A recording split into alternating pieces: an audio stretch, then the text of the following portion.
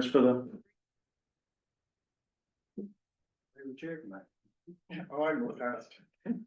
I pledge allegiance to the flag of the United States of America and to the republic for which it stands, one nation, under God, indivisible, with liberty and justice for all. Right. With that, yeah, I'll just call the board to order for, what is it, say September 10th? For a, strategic planning workshop. How's that? Everybody ready? I'll let you take it from there, Andy. Great. So you've all, I think, introduced yourself to Gabe and, potentially Emerson at this point. Gabe's, working with us on this strategic plan. And if you haven't yet chatted with Emerson joined us this week in earnest. She's our island fellow here for hopefully 2 years. Said I need that, I'm sorry. She'll be Was ignoring you. working through a lot in the beginning of her work with us on helping us get the strategic plan in place. Understanding the comp plan and the software to help move that forward as well, and then eventually start working with the comp plan implementation committee and then wrangling some of the tasks that are in there.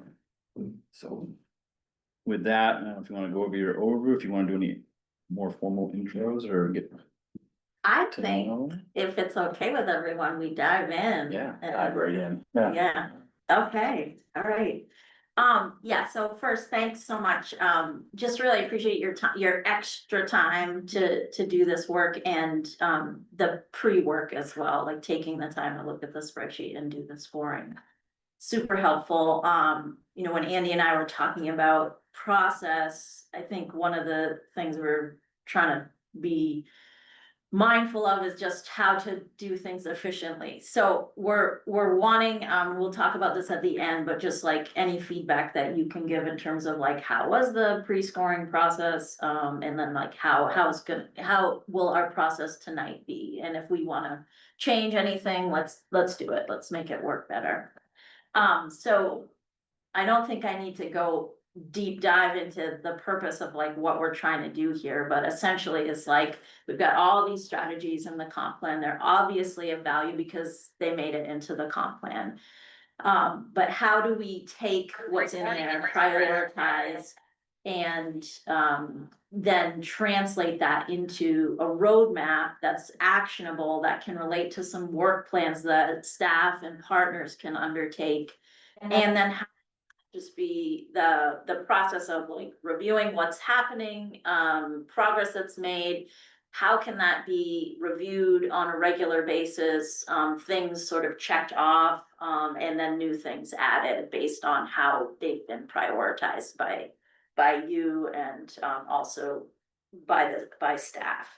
So what we're gonna do, hopefully through a few workshops will determine, I mean, we're trying to keep it pretty limited here. I think it's just gonna depend on how quickly we move, but still accomplish our goal and feel like we're doing things due diligence. But the idea really is honing in on taking these priorities and reviewing them from your perspective of what's in the short term, that's gonna happen, in the next 1 to 3 years. That's the current day work plan. And then what's 3 to 5 years and what's 5 to 10 years.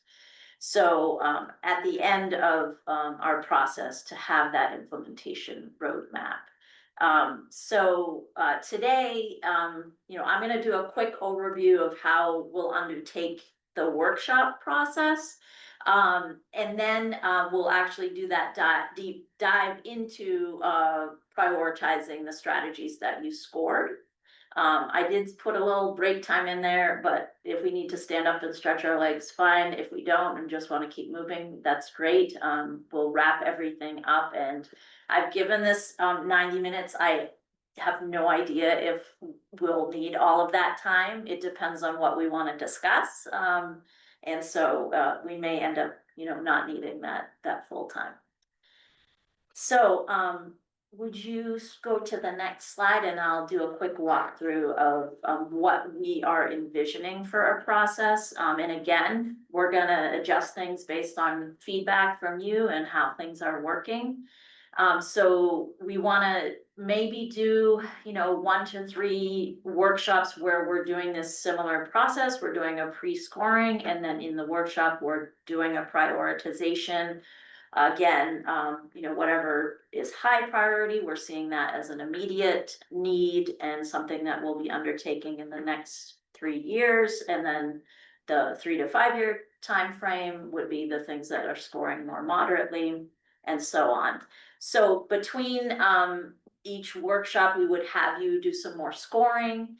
We would bring those scores back, look at them in the next workshop, do a prioritization process, confirm that, and then what we see between workshops, and this is something that Andy and Emerson and I will work on tomorrow, is how does that translate? Because we obviously need more information to really know what's feasible, what would it take to implement this, what does a work plan for that look like? So to be able to consult with the staff and partners to understand, okay, this is a priority, but what does it look like in action?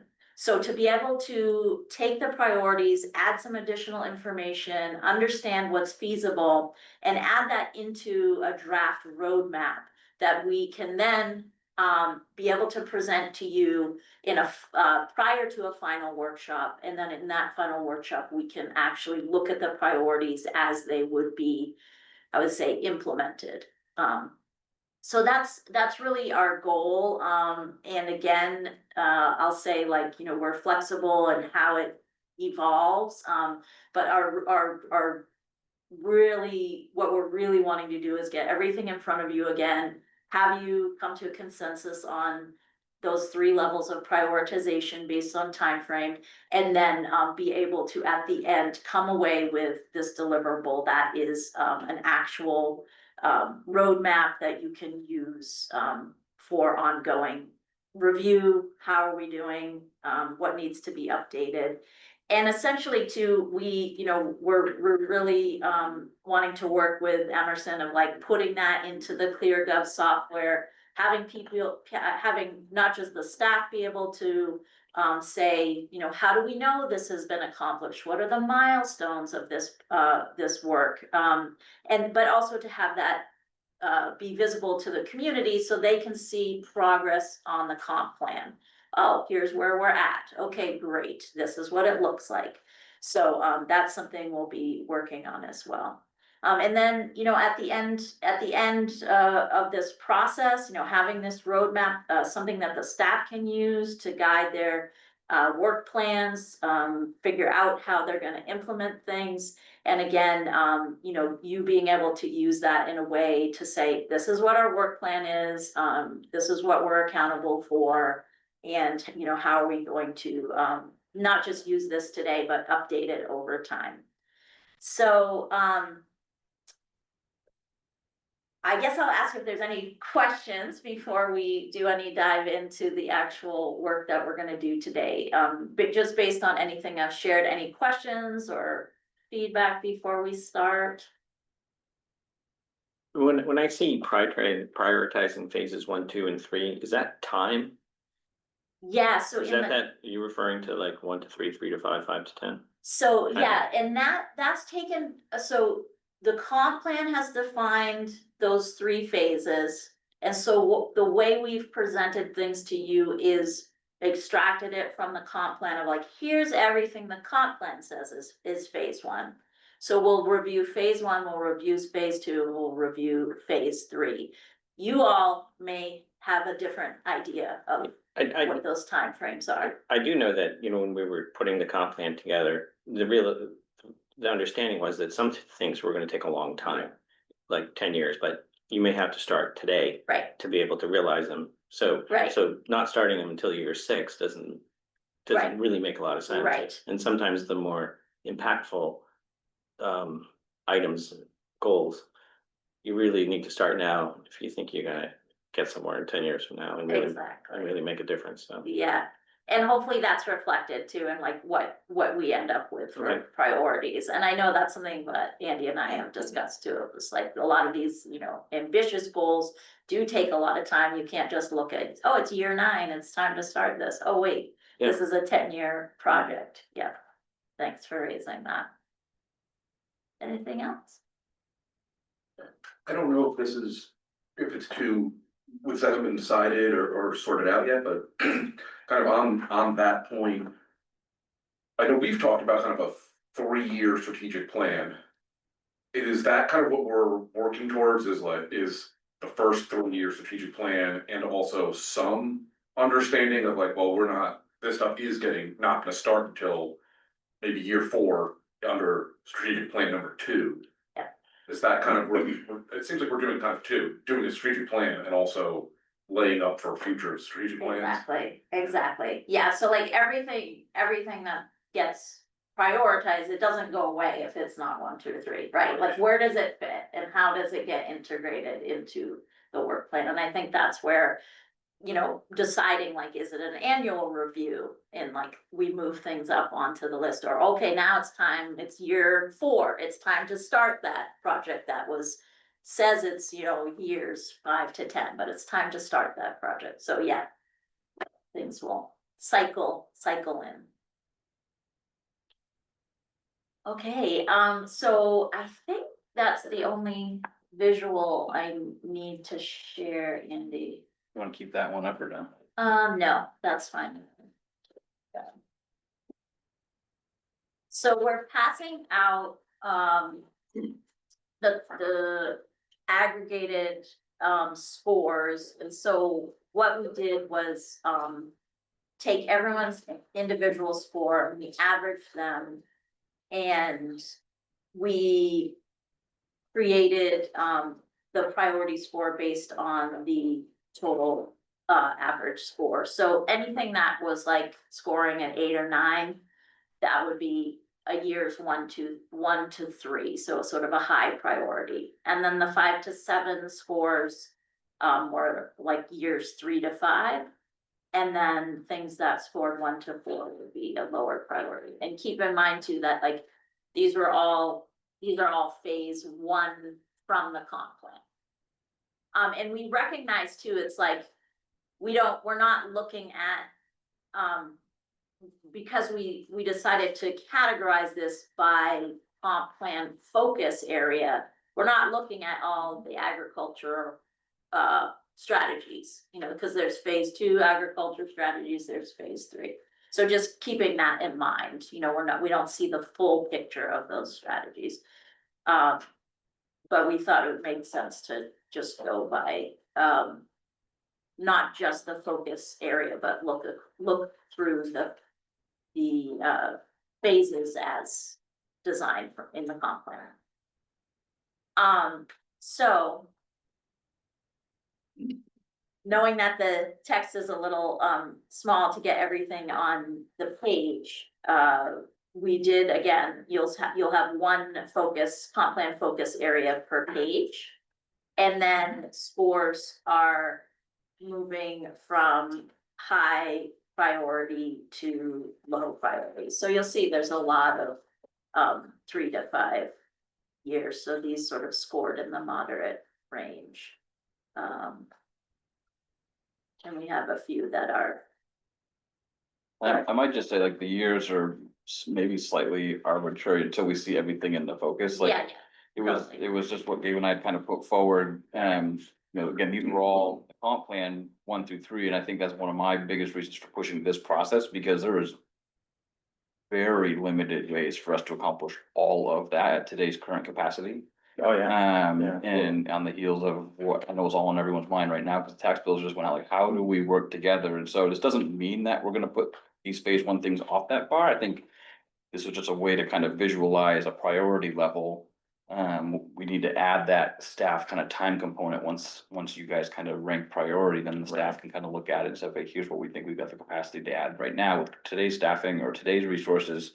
Next year's budget process might largely be driven in part by this plan to say like, okay, if we're gonna achieve all of these things in this next year, here's what we need to add. And it might be strong partnerships, it might be this modest funding for partnerships, it might be staff expansion, and who knows, but I think I'd just say like those years are just our attempt to kind of show a high, medium, and low priority, and maybe some things get pushed into another bracket of years. Either forward or backwards. Forward Right. or backwards, Yeah. yeah, thanks, yeah, Nathan. Yeah. Yeah, so we're hoping, again, we can move somewhat quickly through these. We don't necessarily wanna be spending like a lot of time debating each strategy. So what we'll do is if it seems like something is, you know, we talk about it and it doesn't seem like we agree that it is a moderate priority, we can just mark it as, okay, revisit or uncertain, and we'll come back to it instead of spending a lot of time on one particular thing. So, I would say if you're good to dive in, what we'll do is, we've got 6 focus areas. And, just starting with agriculture on the first page, looking at, these are all sort of in the moderate priority range. Just taking a look at these and thinking, you know, like, does this seem right to you? Are we thinking that these are in this range? Is there something we want to flag again as sort of moving up or moving down? And, you know, once we come to an agreement on that, we'll just move on through each of the focus areas.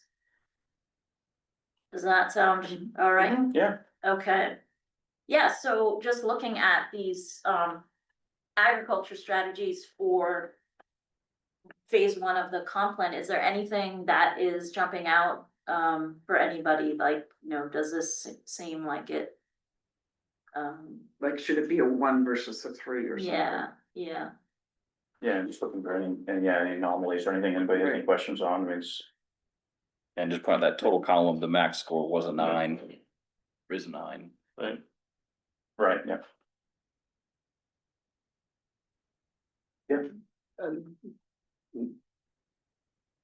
I would say this is what we kind of all Yeah, agreed. and the truth is agriculture, meaning farmland and stuff, is not a big part of the town. I know that the few farms in town might disagree, but it's just not a lot of farmland here left. And No, there's, yeah, yeah. it's just not, and so you know, part of the plan, I think, in terms of the community values alignment is do you work to preserve the land that's left for farmland?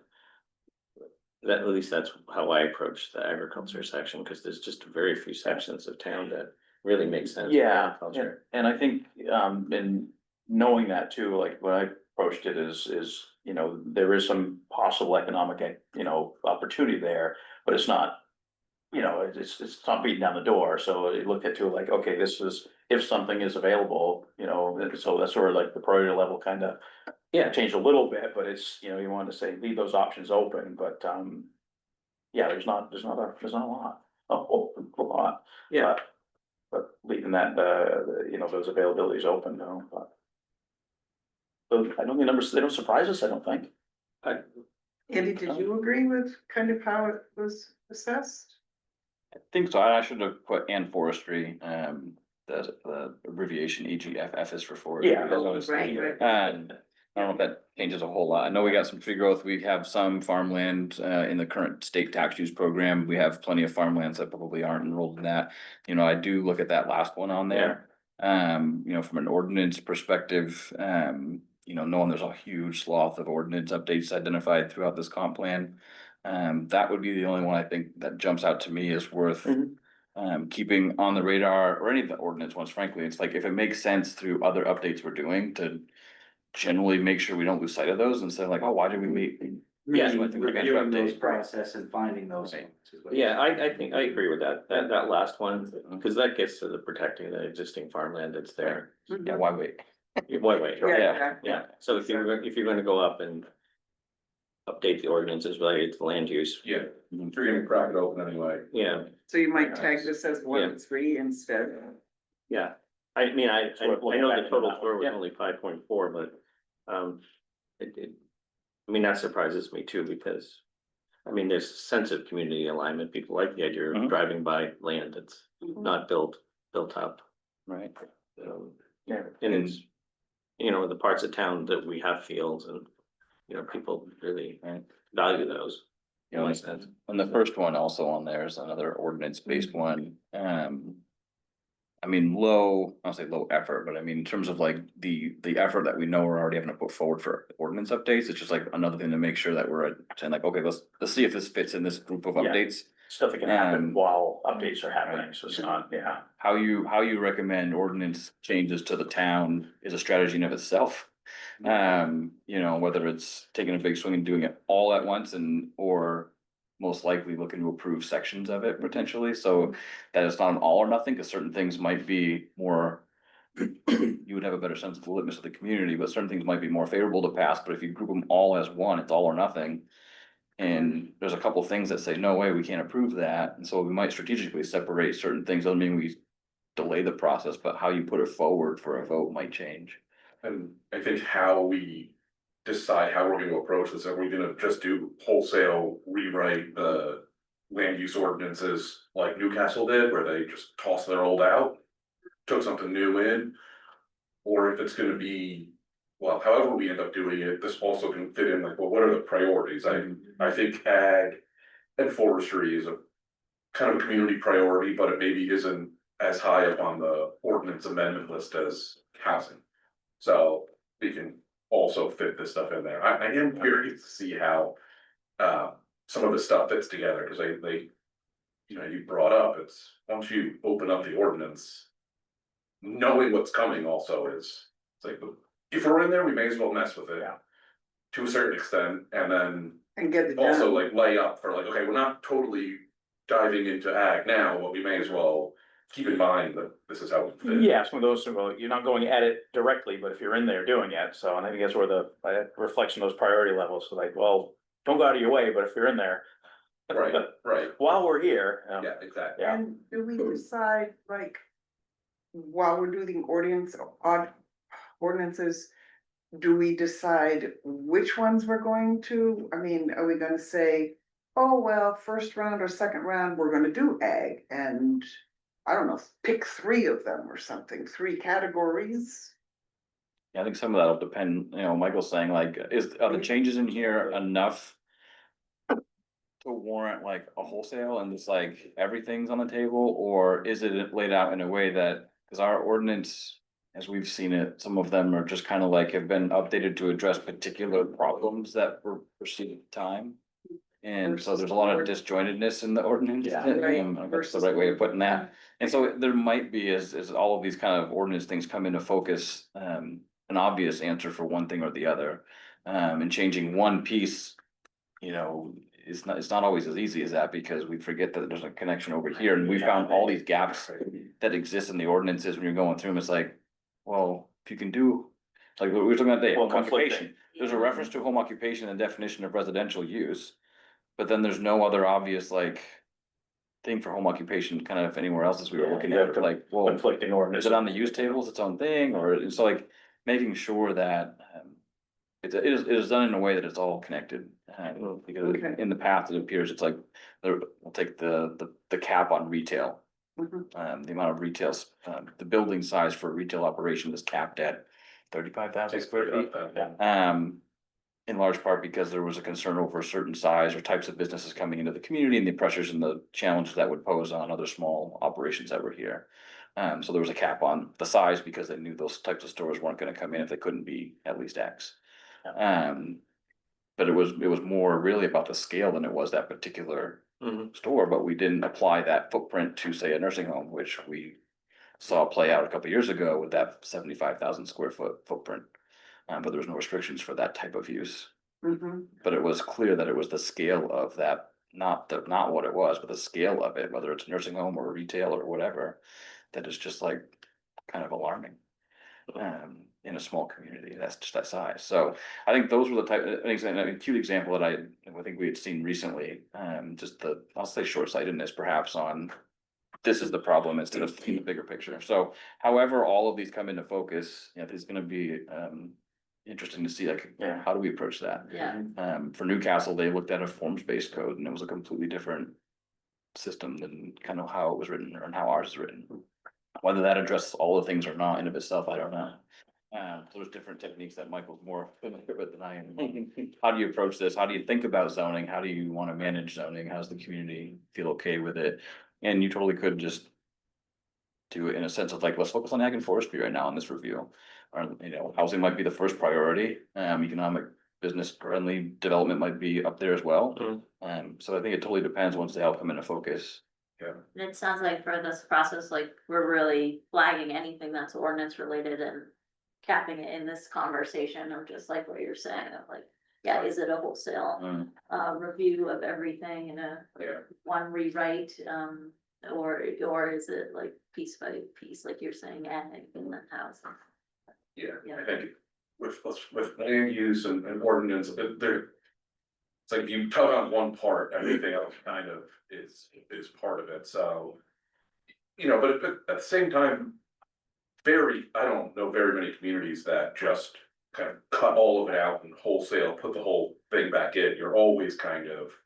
So it doesn't. It's evolving. Yeah, so even if we say like, all right, ag and forestry isn't gonna get a 100% focus right now, like that's not, I don't think that's all that weird, like, we'll get to it eventually. Yeah. There's a Well, lot like of you stuff said, in if there it that- falls into, if you're working on ordinances and it makes sense to adjust that and you have to anyway, and Yeah. some of that stuff's gonna be pretty, gonna be pretty flexible, so. Yeah. Yeah. One question I did have, this is. I mean, it's related, but not so much on process, but ag seems to me to fall into two categories, like one is like larger scale, like farms. And the other is, I'm gonna say like homestead kind of things where they're kind of ag uses, but they're at home or. I'm just curious how you all see those and if it's like, well, we put it all together, or does that some of that in my head does tie in with like residential or residence uses, but. You mean not like non-commercial ag, you mean like, Yeah, if it's like kind of smaller scale, so in some farms, I mean, you need to have a big scale if you're gonna make it commercially viable, but I also think that. Some of it is practical, people growing, food for themselves, and Right, yeah. maybe they do some small scale commercial, but. Yeah. Some of that's also character that I think people associate with Damariscotta or in Maine generally. And I think that there are at least two different ways two different facets at least of that issue, and I'm kind of curious if that's. I don't know if you have thoughts on that, and then in my head, I immediately think of like cattle farms and, rows of corn or, whatever it is, but it also includes, I think, what I think of as like a big garden or, someone who has a dozen chickens in their backyard too, or something like that. Wondering if Yeah. you wanna, like, do we wanna flag that as something just a note of like, okay, when we revisit these as ordinance, to bring this back into the conversation. And thinking that Comes down to residential definitions. versus Yeah, commercial. yeah. where you have to define Yeah. stuff, yeah. Yeah, So, yeah. yeah, define farms, yeah. Okay. Great, thank you. Anything else on this section? Okay, great, thank you all. So, moving on to the next page, which is economic development. I think if you're look down to, it's almost about half, going down a little bit more than half the page. You'll see where we start to go from the immediate 1 to 3 year to the 3 to 5 year. We do have the last strategy listed, amending the site plan review ordinance as a 5 to 10. That's another ordinance piece. Looks like a lot of ordinance pieces in here. So just, comments or thoughts? So, yeah, this one didn't surprise me to see the compilation of numbers. I mean, the reality is. The comp plan's gotta get paid for. I mean, the strategies all somehow have to get, and we're coming off of budget cycles with large increases, and so looking at. The ideas behind, economic development, so I wasn't surprised to see our numbers all kind of come into like, all right.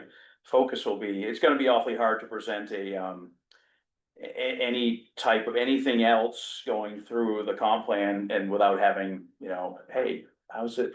How we afford it? Mhm. And, so you're gonna, when you look at building out, I mean, at some point, staffing, right? So get internal staffing with planning department. There's our part-time planner over there. It's a full-time department. Yeah, I mean, Michael will attest to that. So we're at that point, like, okay, this stuff is, yeah, so I wasn't surprised to see that, but okay. Yeah, I think we're all kind of looking at like, yeah, there's a piece to this that's gonna probably have to happen first. And whether it's feasible or not, it has to. For everything to kind of fall into place and make sure that, grants are Yeah. there, that funding's coming in, that, we get the TIF district, the stuff there that gets funded, so. I was surprised, yeah. So you. No, I'm not surprised either, that these sort of topics rose to the top of the list for everybody. And that there's generally consensus around the importance of these initiatives, so. I mean, some of them we're already doing, to be very candid. Right. I mean, we're already working on them, so. Yeah. So maybe the message is to continue to do them or double down our efforts on some of this stuff, so. we were talking too about how some things are like not really a project or something that you're gonna complete. It's just something like a practice that's in place and it's just gonna be, this is how we approach this ongoing. Any other, oh, yes. I just, note that the first few strategies fall under, like, two or maybe three, policies in this category that Yeah. was, pursue opportunities to mitigate tax burden and encourage tax base growth in order to maintain. But basically, I think exactly what you're talking about is like, how do we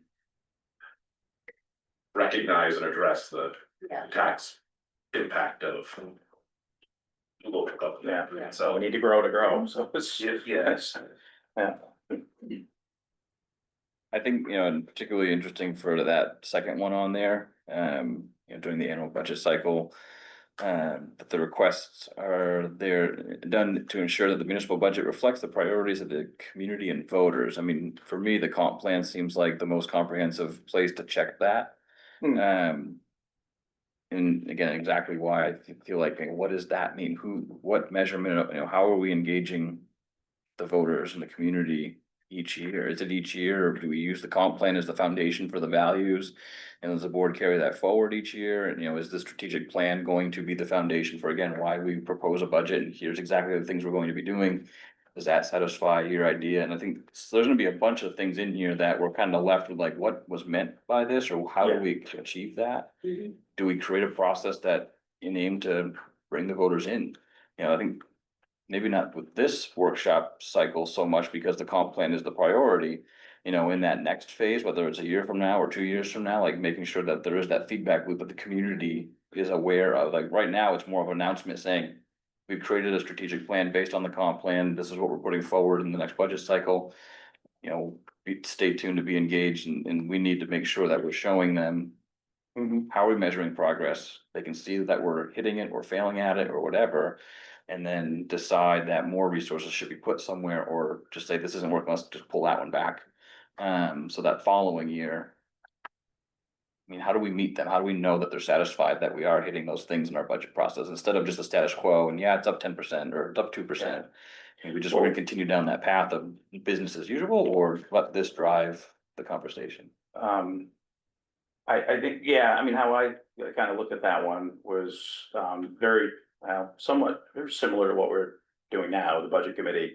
I mean, the budget gets, the department has put their budget together and you make sure funds are available to do certain things. And I think a lot of it too is capital reserves, looking at, are the capital reserves, are they enough? Are they getting put in the right place? Like if everybody's asking, if the comp plan's asking for whatever the priority is project X, are those reserves being met? Are they being invested in so that money is there, and, I mean, I think that was one of the, in the last couple of years, that's been one of the big questions that I've talked to people about are, with the budget going up, and it's like, we talk about capital reserves, like, what are those?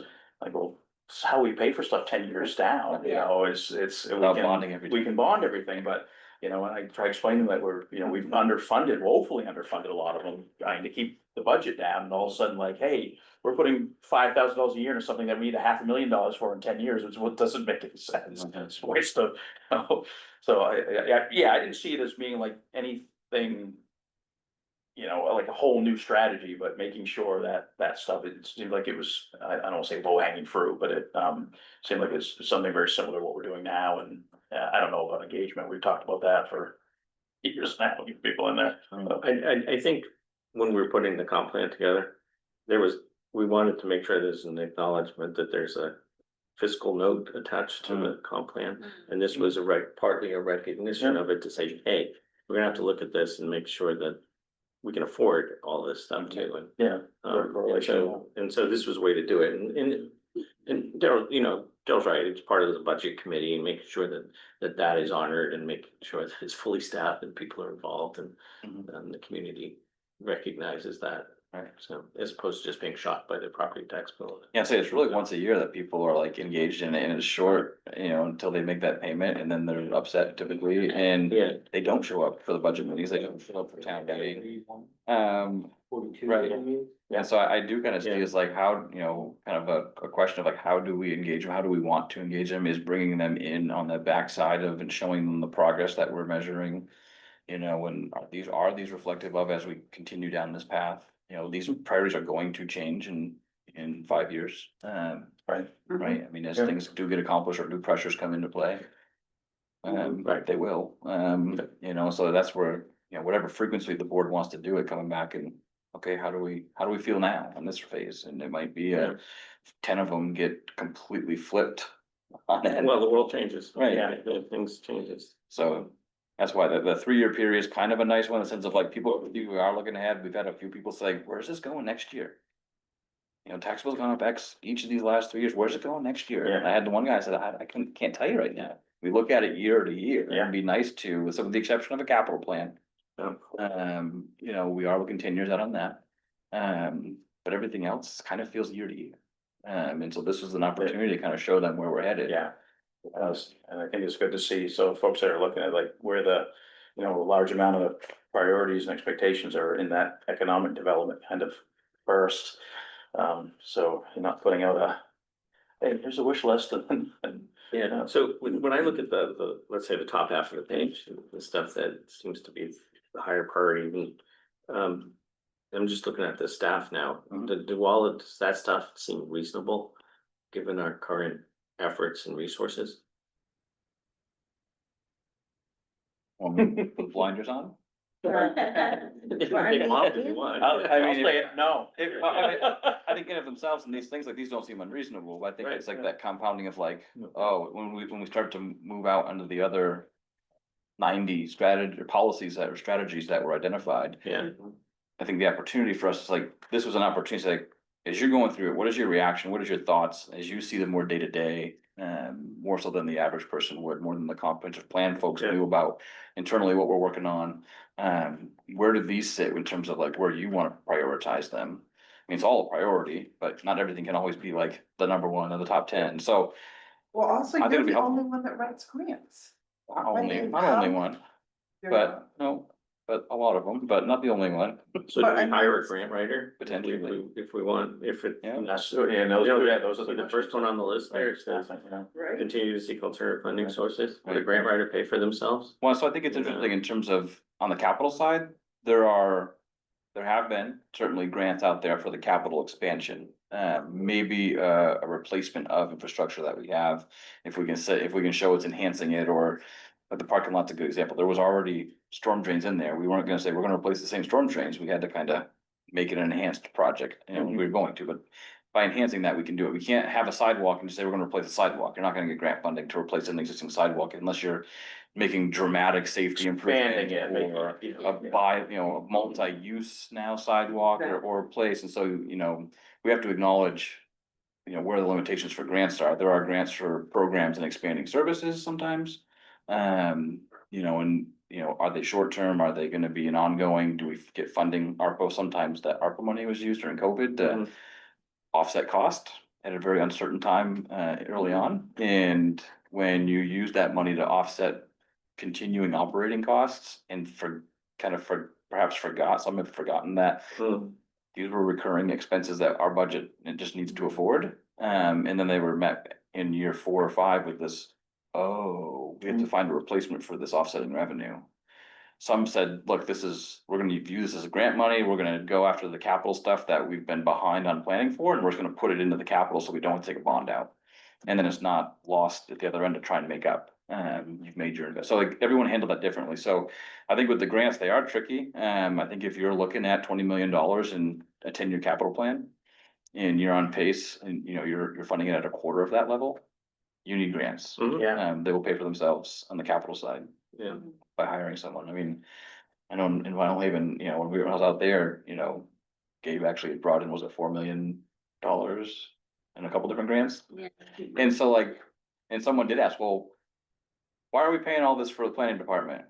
Like, you know, Sure. the department's line was like 100 grand that year, maybe 120, and the grant that just came in was a $4 million grant. Like, to me, that makes great Yeah. financial Oh, yeah, sense for the town. But there was a The return disconnect, on investment. there was a disconnect in my Yeah. mind between, Yeah. you know, what were we didn't know about the grant. You know, we had explained it in that meeting, but all of a sudden it was like, oh, like, to me, it's a direct correlation, it's money well spent. And so I think there's a little bit of that and being careful of going to get grants for the sake of getting grants, right? So as long as we're checking off our list of things, but that is one of the downsides of grants, is every time you go to get one, it's someone else's priority, it's someone else's metric to meet. And so nonprofits sometimes get themselves in trouble by Yeah. kind of expanding beyond their primary focus. And sometimes it works. So just being mindful of that. Yeah.